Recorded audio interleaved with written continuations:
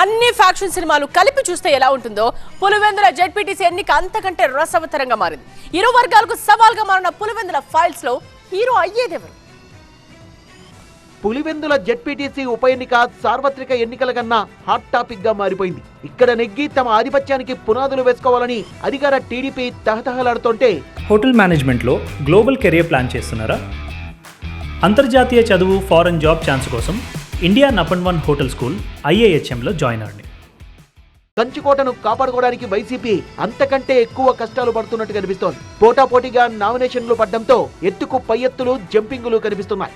జమ్మలమడుగులో చంద్రబాబు పర్యటన సందర్భంగా పులివెందుల వైసీపీ నేత పుష్పనాథ్ రెడ్డి టీడీపీ తీర్థం పుచ్చుకున్నారు. ఆ తర్వాతి రోజే ఎంపీపీ విశ్వనాథ్ రెడ్డి కూడా సైకిల్ ఎక్కేశారు. మరికొంతమంది వైసీపీని వీడి టీడీపీలో చేరేందుకు సంసిద్ధంగా ఉన్నారని బహిరంగంగానే ప్రకటించారు Pulivendula TDP incharge BTech Ravi. Pulivendula ZPTC స్థానాన్ని ఎట్టి పరిస్థితుల్లో కైవసం చేసుకుంటామని కూటమి ధీమా వ్యక్తం చేస్తోంది. ఈ నెల 5వ తేదీ సాయంత్రం 3 గంటల లోపు పార్టీల తరపున అభ్యర్థులు బీఫారాలు ఇవ్వాలని ఎన్నికల అధికారి ఆదేశించారు.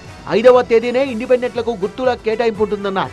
6వ తేదీ నుంచి ఎన్నికల ప్రచారాన్ని మొదలుపెట్టనున్నాయి ప్రధాన పార్టీలు. ఈ నెల 12న ఎన్నిక జరగనుంది.